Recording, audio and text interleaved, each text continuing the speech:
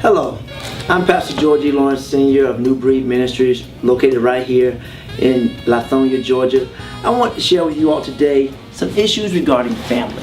It's time now that we start taking time for our family. The husbands take time with the wives take time with the children take time with the parents, and the parents take time with their children. The enemy is trying to seep into our family. So today, I took just a little bit of time to talk about the time that we should take with our family. I want you to stay tuned to this and watch it, and hopefully it will minister to you something that will help you captivate things that are happening inside your family. Take a look. Most of the time when people are on that dying bed, that bed of affliction, they make statements that I wish I would have spent more time with my family. I wish me and my husband would have spent more time doing things personally together. I wish me and my wife would have took more walks in the park. I wish I would have went to more of my children's football and cheerleading games. And I wish I would have just went and just sat at the movies and took my daughter or sat in front of the TV and watched SpongeBob SquarePants. I wish I'd spent more time. So today, as I speak to you about family matters, I want to speak to you about something as simple as time. Many times, one of the main statements we make in our life is, I don't have time. Come on, Pastor, speak. For this, I don't have time for that. Or if I have time, I'll do it. I need us to understand, just as God created us, and the Bible says, to each man he gave the measure of faith. He's also given to each man and woman the same amount of time within a day. We have to choose how we use our time. Anybody ever been running behind time? All the time. And when you start running behind time, you start rushing because you know time is running out. Because there's not a visual clock on our life, many things that matter in our life we don't rush to take care of because we don't know when our time is up. My God. I want to encourage you this morning that we have to make sure that we allot the time that God has given us with the family that God has given us. You have to make sure, children, that you make time for your parents. I know that sounds really strange because kids don't like to hang out, spend time with the parents unless the parents have set aside a time to take their kids somewhere the kids want to go. But children, you have to make sure that you take time with your parents. Talk to them about things that really do matter. Parents have to take time with their children. And family members, parents, must take time with each other. There are so many things that come to snuff us out. As you turn your Bibles, look into the book of Ecclesiastes, the 3rd chapter. There's so many things that seek to snuff out time. Elder Alvin, can you bring me that little black bag right there? There's so many things that tend to snuff out time. When we forget that time is relevant, when we forget that time is moving, when we forget that our life is on a time schedule, we begin to stop cherishing the time that we have. Come on, Pastor, preach that. Every minute.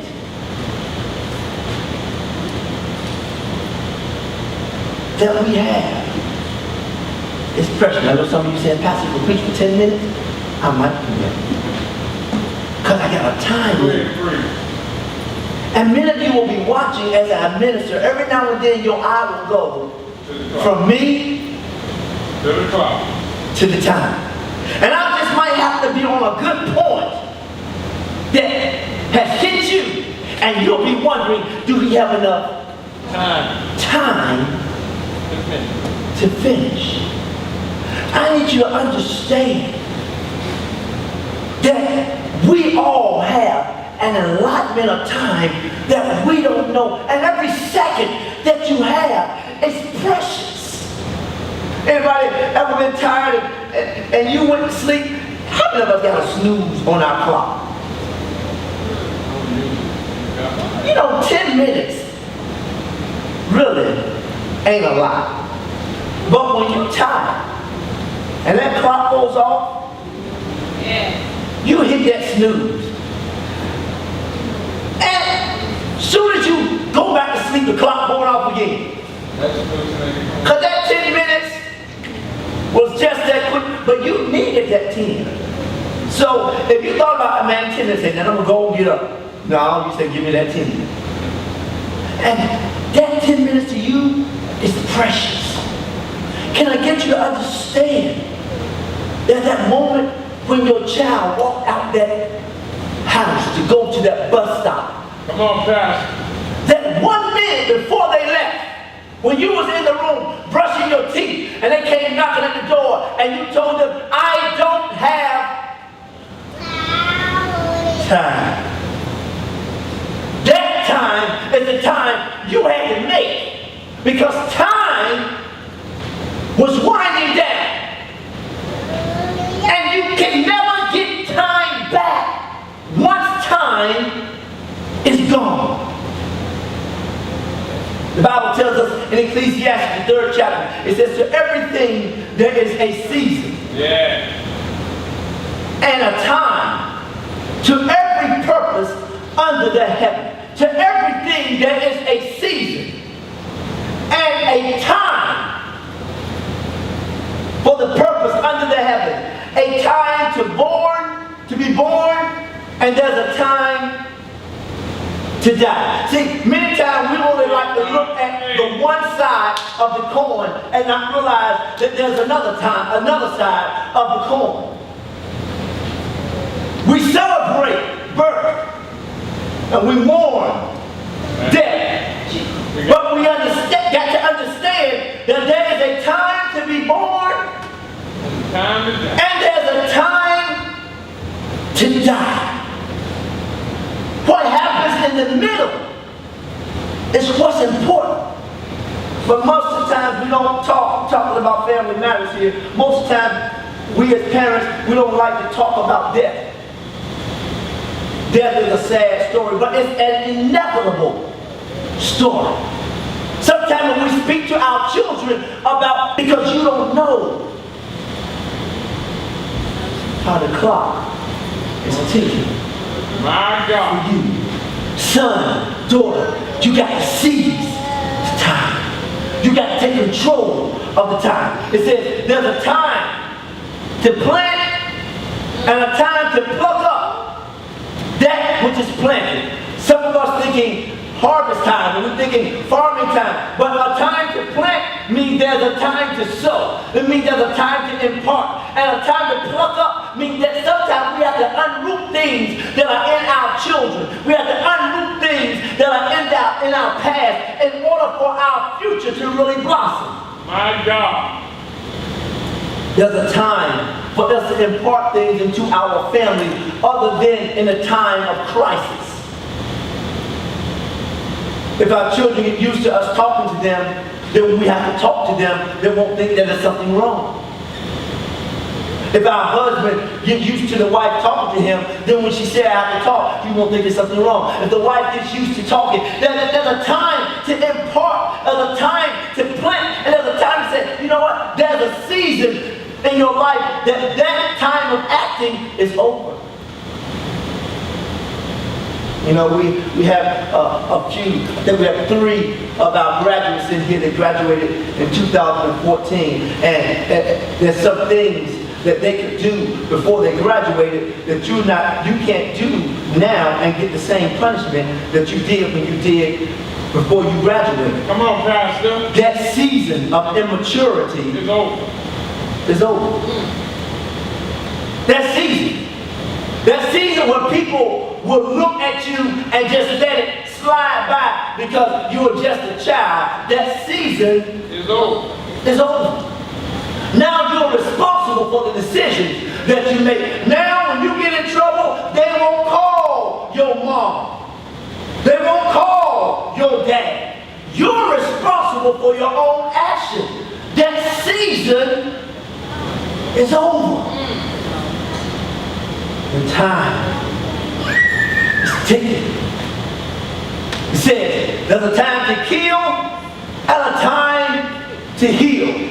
A time to break down and a time to build up. A time to weep and a time to laugh. I look at us sometimes and we don't know how to laugh. Come on, Pastor. We are so serious, so professional. The Bible speaks that laughter heals. Merry heart does as good as medicine.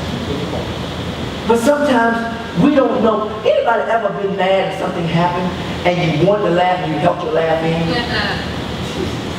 I mean, it was funny. And you were so mad, you didn't want to laugh. So my wife liked to do that to me. She liked to make me laugh when I'm mad. And then like, here it comes, right? Here it comes, I walk away. Because after 2 minutes and 40 seconds, and I don't want her to see me laugh. Because if I laugh, that means I'm weak. That means I'm vulnerable. And many of us don't want the world to know that we're weak. Come on, Pastor. We're vulnerable. I want to let you know that laughing and smiling don't mean you're weak and vulnerable. It means that you're enjoying the life for the time that you have left. Do you know one of the number one songs in the country this year? Have you listened to the words of the song? How many would be happy if I came and took the roof off of your house? Come on, Pastor. But he said he's happy in a room without a roof. Yeah.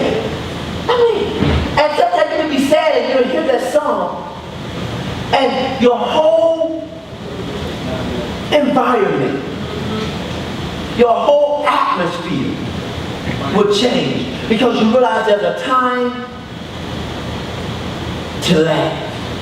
Can y'all laugh? Let me see you laugh. You looking all hard, like you laugh. Or you can't laugh. Yeah, he biting his lips. Anybody ever bit their lips so they wouldn't laugh? Well, you ain't gonna laugh, huh? Yeah, there you go. This is one of my hard cases. Laugh. I said laugh. You just ain't gonna laugh, right? She is serious. I told you she's my hard case. Yeah, look at her. That's no album. I'm gonna put all the pressure on him. You don't want to laugh?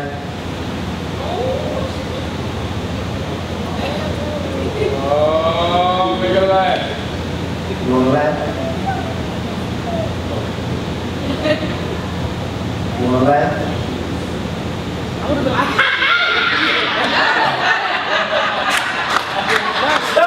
Somebody laugh. We're not seizing. We're not making the best of our time. We're not making the best as a family.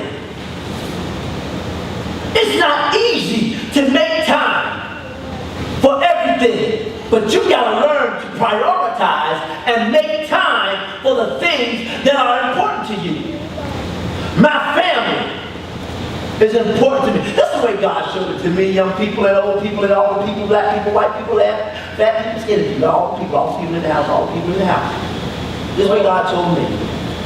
Your family is the only thing that He gives you on earth that you can take with you to heaven. Amen. As much as I love my Mercedes, Can't go with you, Pastor. I know somebody that requested to be buried with their car. It was still to be left in the ground until a treasure hunter dug it up and took it. It can't go with you to heaven. But if you impart a time to plant and a time to pluck up that which is planted, if you impart the right things in your children, in your husband, in your wife, in your family, when it's time for you to go, you will see them again. Time. Look at this, look at this, look at this. It says, a time to mourn and a time to dance. We got to operate more on the flip side of the sad times. We got to find reasons to dance. A time to cast away stones and a time to gather stones together. A time to embrace and a time to refrain from embracing.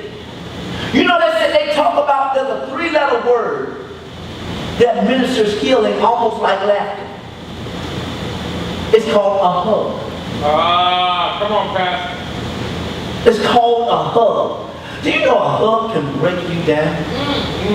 Do you know you can be feeling as hard or as tore and somebody just put their arms around you and you melt? I'm not talking about lust.